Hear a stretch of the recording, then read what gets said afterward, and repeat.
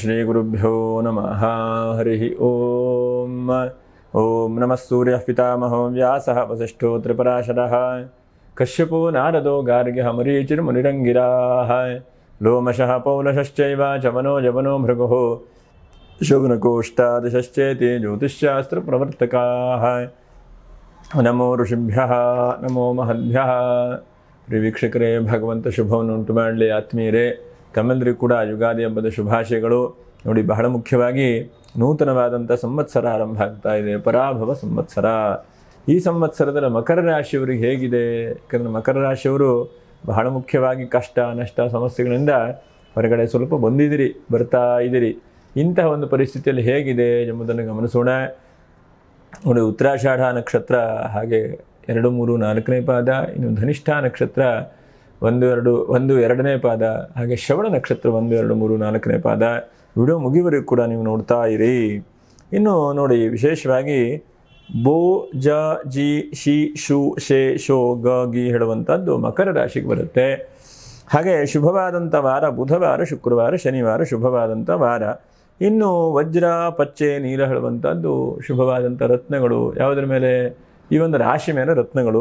ಇನ್ನು ಜಾತಕದ ಬದಲಾವಣೆಯಿಂದನೂ ಕೂಡ ಬದಲಾವಣೆ ಆಗುತ್ತೆ. ಯಾಕಂದರೆ ನಿಮ್ಮ ಜಾತಕಕ್ಕೆ ಲಗ್ನಕ್ಕೆ ಶತ್ರುವಾದಂತಹ ಒಂದು ಸ್ಟೋನೆಲ್ಲ ಹಾಕಬಾರ್ದು ಎಂಬುದನ್ನು ಕೂಡ ಬಹಳಷ್ಟು ಗ್ರಂಥಗಳಲ್ಲಿ ಹೇಳಿದ್ದಾರೆ.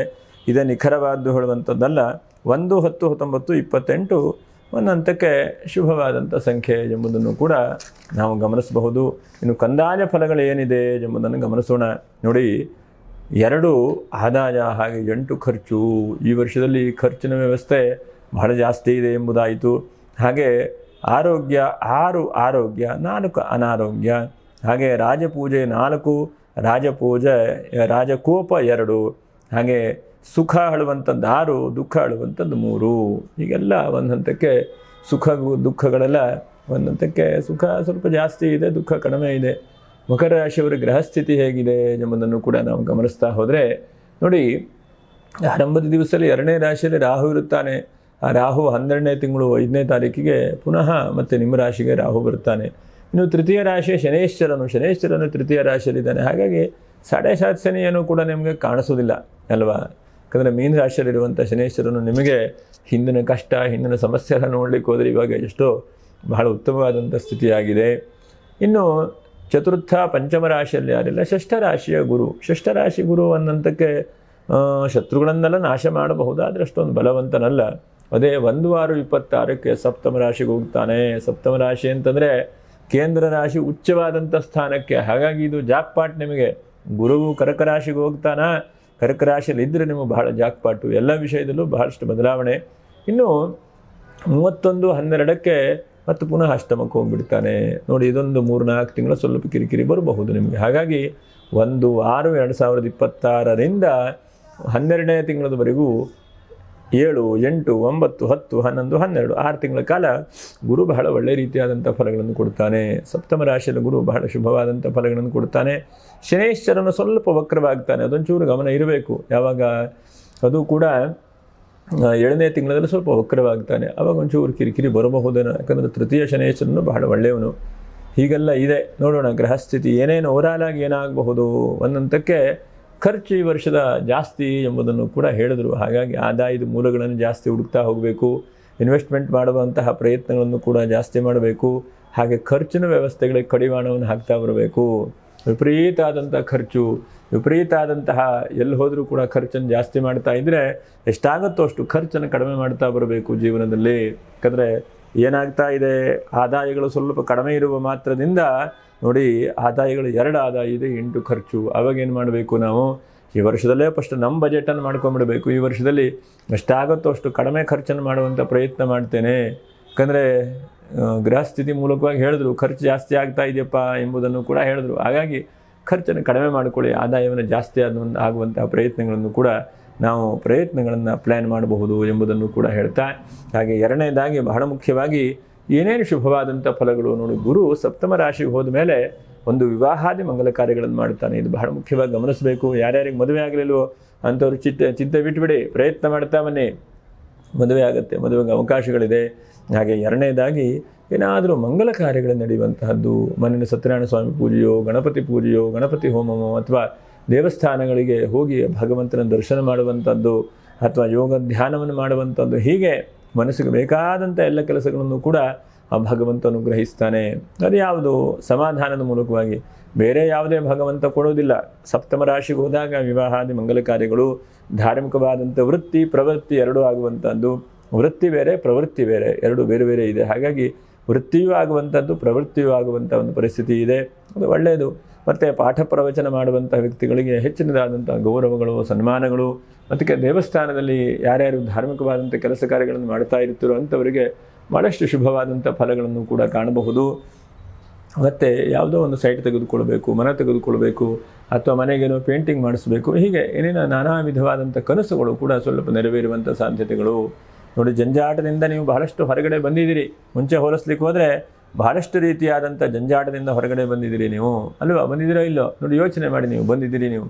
ಹಾಗೆ ವಿದ್ಯಾಭ್ಯಾಸ ಮಾಡ್ತಾ ಇರುವಂಥ ಮಕ್ಕಳಿಗೂ ಕೂಡ ಹೆಚ್ಚಿನದಾದಂಥ ಲಾಭಾಂಶಗಳು ಚೆನ್ನಾಗಿದೆ. ನಿಮಗೆ ಚೆನ್ನಾಗಿ ವಿದ್ಯಾಭ್ಯಾಸ ಮಾಡಿ, ಯಾಕಂದರೆ ಗುರು ಸಪ್ತಮದಲ್ಲಿದ್ದಾಗ ಚುರುಕಾದಂಥ ಬುದ್ಧಿಯನ್ನು ಕೊಡ್ತಾನೆ, ನೆನಪಿನ ಶಕ್ತಿಯನ್ನು ಜಾಸ್ತಿ ಆಗುವಾಗ ಮಾಡ್ತಾನೆ. ಮತ್ತೇನೇನು ನೀವು ಓದ್ತಿರೋದು ಬಹಳಷ್ಟು ನೆನಪು ಕೂಡ ಇರುತ್ತೆ, ಅದು ಬಹಳ ಒಳ್ಳೆಯದಾದಂಥದ್ದು. ನೆನಪಿನ ಶಕ್ತಿ ಚೆನ್ನಾಗಿದ್ದಾಗ ಇನ್ನು ಓದಿ, ಕೋರ್ಸನ್ನು ಮಾಡಿ, ಯಾವ್ಯಾವ್ದು ಅವಕಾಶಗಳಿದೆ. ಇವತ್ತು ನೋಡಿ ಎಷ್ಟೆಷ್ಟು ವಿದ್ಯಾಭ್ಯಾಸಕ್ಕೆ ಅವಕಾಶ ಇದೆ ಅಲ್ವಾ? ಹಾಗಾಗಿ ಒಂದೊಂದು ರೋಡಿಗೂ ಟ್ಯೂಷನ್ ಆಗಿಬಿಟ್ಟಿದೆ.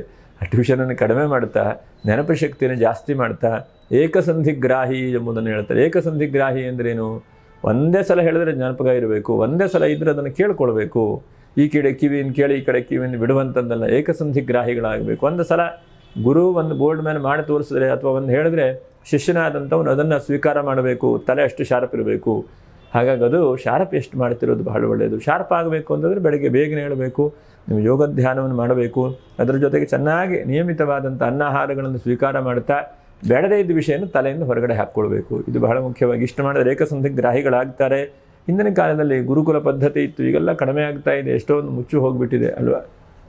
ಹಾಗಾಗಿ ಆದಷ್ಟು ಗುರುಗಳ ಮೇಲೆ ಬಹಳಷ್ಟು ವಿಶ್ವಾಸ ಇಡಬೇಕು, ಶ್ರದ್ಧೆ ಇಡಬೇಕು. ಮತ್ತು ಅವರು ಹೇಳಿಕೊಡುವಂಥ ಸಮಯಕ್ಕೆ ನಮ್ಮ ಏಕಾಗ್ರತೆ ಬಹಳ ಚೆನ್ನಾಗಿರಬೇಕು. ನಾವೇನೋ ಯೋಚನೆ ಮಾಡ್ತಾ ಇದ್ದರೆ ಏಕಸಂಧಿಗ್ರಾಹಿಗಳಾಗುವಂಥ ಸಾಧ್ಯತೆಗಳಿಲ್ಲ. ಹಾಗಾಗಿ ಅದರ ಬಗ್ಗೆ ಗಮನಿಸಿ.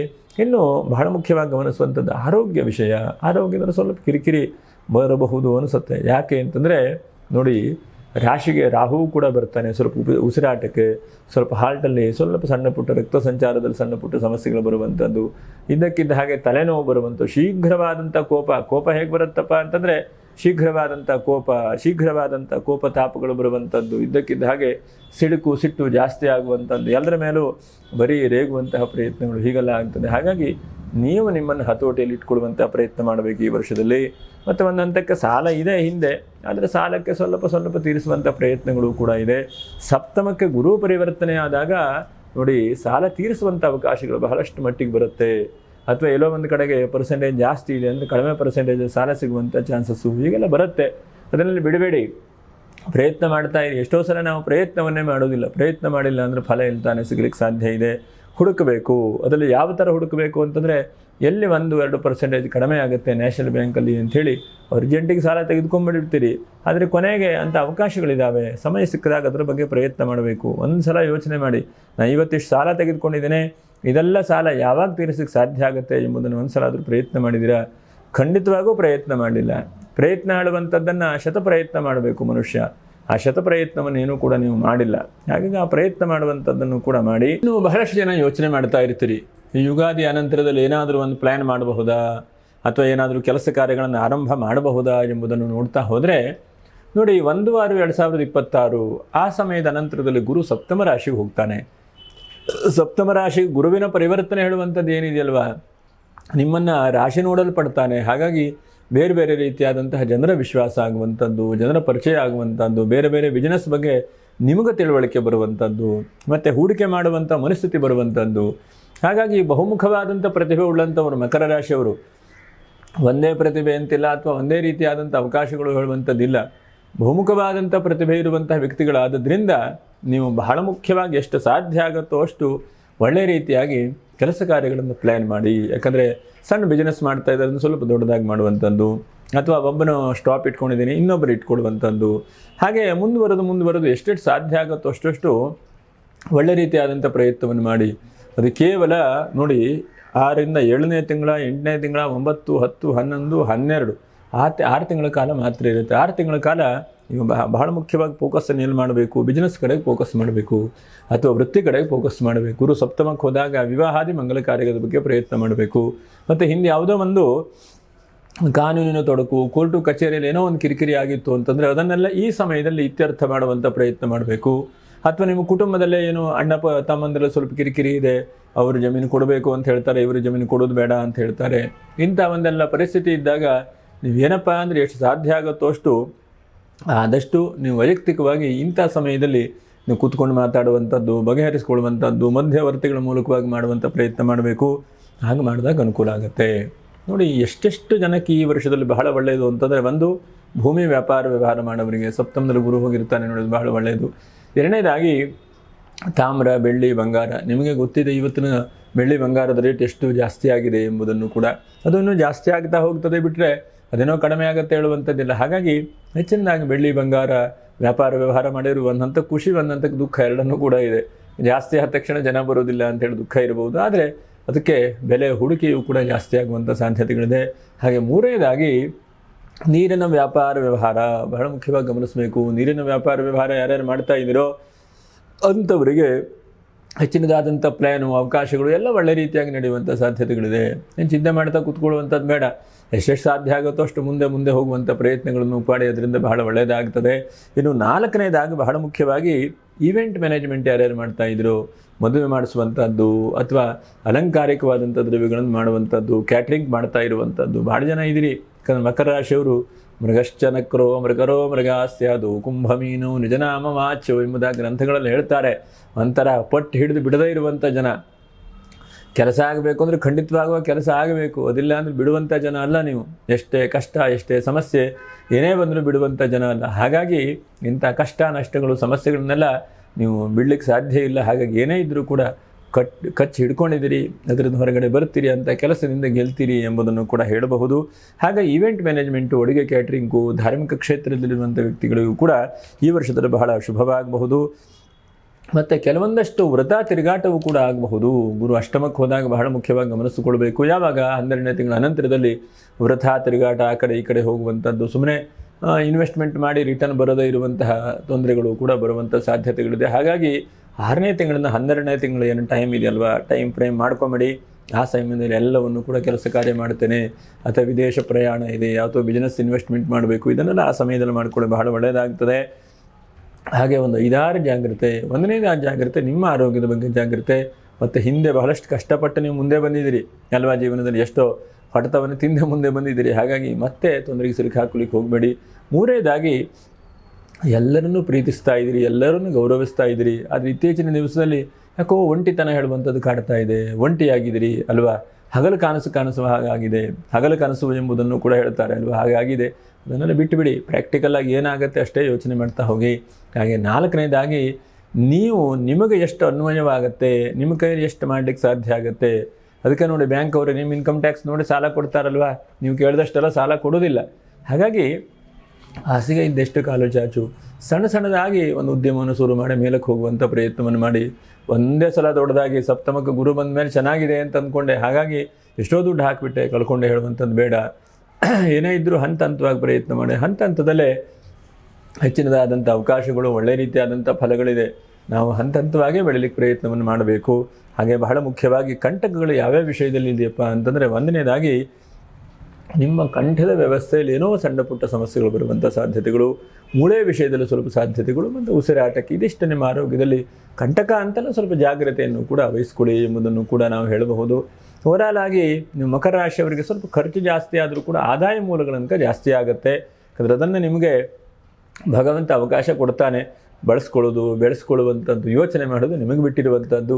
ಒಟ್ಟಿನಲ್ಲಿ ಯುಗಾದಿ ಹಬ್ಬ ಶುಭವನ್ನು ಉಂಟು ಮಾಡಲಿ, ಎಲ್ಲ ಕಷ್ಟ ತೊಂದರೆಗಳನ್ನು ಕೂಡ ಪರಿಹಾರ ಮಾಡಲಿ ಅಂಥೇಳಿ ಭಗವಂತನ ಇನ್ನೊಮ್ಮೆ ಪ್ರಾರ್ಥನೆ ಮಾಡ್ತಾ, ಹಾಗೆ ನಕ್ಷತ್ರ ಪರಿಹಾರಗಳೇನು, ಉತ್ತರಾಷಾಢ ನಕ್ಷತ್ರ ಎಷ್ಟು ಸಾಧ್ಯ ಆಗುತ್ತೋ ಅಷ್ಟು ರಾಮನಾಮ ಸ್ಮರಣೆ ಮಾಡ್ತಾ ಬನ್ನಿ. ಈ ವರ್ಷದಲ್ಲಿ ಶ್ರೀರಾಮ ಜಯ ರಾಮ ಜಯ ಜಯ ರಾಮ ರಾಮನಾಮ ಸ್ಮರಣೆ, ಅದರಿಂದ ಮನಸ್ಸು ಕೂಡ ಒಂದು ಏಕಾಗ್ರತೆಗೆ ಬರುತ್ತೆ. ಎಲ್ಲ ಕಷ್ಟಗಳು ಕೂಡ ಪರಿಹಾರ ಆಗುತ್ತೆ. ಭಗವಂತನನ್ನು ಭಾರ ಹಾಕುವಂಥ ಮನಸ್ಥಿತಿ ಬರುತ್ತೆ ಮತ್ತು ಹೋರಾಟವಾದಂಥ ಮನಸ್ಸಿನ ಭಾವನೆ ಬರುತ್ತೆ. ಇದು ಬಹಳ ಒಳ್ಳೆಯದು. ಶ್ರೀರಾಮ ಜಯ ರಾಮ ಜಯ ಜಯ ರಾಮ. ಶ್ರವಣ ನಕ್ಷತ್ರ. ಶ್ರವಣ ನಕ್ಷತ್ರ ಜಗತಃ ಪಿತರವು ಒಂದೇ, ಪಾರ್ವತಿ ಪರಮೇಶ್ವರರು. ತಂದೆ ತಾಯಿಯವರು ಪಾರ್ವತಿ ಪರಮೇಶ್ವರರಾಗಿದ್ದಾರೆ ನಿಮಗೆ. ಹಾಗಾಗಿ ಅಂಥ ತಂದೆ ತಾಯಿಯವರಿಗೆ ನೀವು ನಮಸ್ಕಾರ ಮಾಡಿ ಅವರ ಆಶೀರ್ವಾದವನ್ನು ಪಡಿತಾ ಇರಿ. ಅವರ ಆಶೀರ್ವಾದವೇ ನಿಮ್ಮ ಶ್ರೀರಕ್ಷೆ ಎಂಬುದನ್ನು ಕೂಡ ಹೇಳಬಹುದು. ಇನ್ನು ಧನಿಷ್ಠಾ ನಕ್ಷತ್ರ. ಧನಿಷ್ಠಾ ನಕ್ಷತ್ರದವರು ಸ್ವಲ್ಪ ಕಷ್ಟ ಆಡುವಂಥದ್ದನ್ನು ಅನುಭವಿಸ್ತಾ ಇದ್ದೀರಿ. ಆದರೂ ಕೂಡ ಎಲ್ಲೋ ಒಂದು ಕಡೆಗೆ ಶಿವನ ಆರಾಧನೆ, ಶಿವನಾಮಸ್ಮರಣೆ, ನಮಃ ಶಿವಾಯ ನಮಃ ಶಿವಾಯ ನಮಃ ಶಿವಾಯ ಅಥವಾ ಶಿವಮಾನಸ ಸ್ತೋತ್ರ ಎಂಬಂಥದ್ದಿದೆ. ನಮ್ಮದೇ ಇನ್ನೊಂದು ದೇವತಾ ದರ್ಶನ ಹೇಳುವಂಥ ಯೂಟ್ಯೂಬ್ ಚಾನಲಲ್ಲಿ ವಿಡಿಯೋ ಮಾಡಿ ಅಪ್ಲೋಡ್ ಮಾಡಿದ್ದೇನೆ. ಅದನ್ನು ಕೂಡ ನೀವು ಶ್ರವಣ ಮಾಡಿ. ರತ್ನೈ ಕಲ್ಪಿತಮಾಸನಂ ಹಿಮಜಲೈ ಸ್ನಾನಂಚ ದಿವ್ಯಾಂಬರಂ ನಾನಾರತ್ನ ವಿಭೂಷಿತಂ ಮೃಗಮದ ಮೋದಾಂಕಿತಂ ಚಂದನಂ ಜಾತಿ ಚಂಪಕ ಬಿಲ್ವಪತ್ರ ರಚಿತಂ ಪುಷ್ಪಂಚ ಧೂಪಂ ತಥಾ ದೀಪಂ ದೇವ ದಜಾನಿಧೆ ಪಶುಪತೆ ಹೃತ್ಕಲ್ಪಿತಂ ಗೃಹ್ಯತಾಂ ಎಂಬಂತಹ ಸ್ತೋತ್ರಗಳೆಲ್ಲ ಇದೆ. ಹಾಗಾಗಿ ಈ ಸ್ತೋತ್ರವನ್ನು ಪಠನೆ ಮಾಡಿ ಆ ಭಗವಂತನ ಭಕ್ತಿಯನ್ನು ಪ್ರಾರ್ಥನೆ ಮಾಡಿ ಭಗವಂತನ ಅನುಗ್ರಹದಿಂದ ಇನ್ನೊಮ್ಮೆ ಯುಗಾದಿ ಹಬ್ಬದ ಶುಭಾಶಯಗಳು. ಈ ವಿಶೇಷವಾದಂತಹ ಪರಾಭವ ಸಂವತ್ಸರ ಗೆಲುವನ್ನು ಅನುಗ್ರಹಿಸಲಿ, ಕಷ್ಟವನ್ನು ಪರಿಹಾರ ಮಾಡಲಿ ಅಂಥೇಳಿ ಭಗವಂತನೆಲ್ಲ ಪ್ರಾರ್ಥನೆ ಮಾಡೋಣ. ನಾವು ಶ್ರೀಧರ ಸ್ವಾಮಿಗಳನ್ನು ಭಕ್ತಿಯಿಂದ ಸ್ಮರಣೆ ಮಾಡಿಕೊಳ್ಳೋಣ. ನಮಃ ಶಾಂತಾಯ ದಿವ್ಯಾಯ ಸತ್ಯಧರ್ಮಸ್ವರೂಪಿಣೆ ಸ್ವಾನಂದಾಮೃತದೃಪ್ತಾಯ ಶ್ರೀಧರಾಯ ನಮೋ ನಮಃ. ಭಗವಾನ್ ಸದ್ಗುರು ಶ್ರೀ ಶ್ರೀಧರ ಸ್ವಾಮಿ ಮಹಾರಾಜ ಕೀ ಜೈ. ಅವಧೂತ ಚಿಂತನ ಶ್ರೀ ಗುರುದೇವ ದತ್ತ. ನಮಸ್ಕಾರ.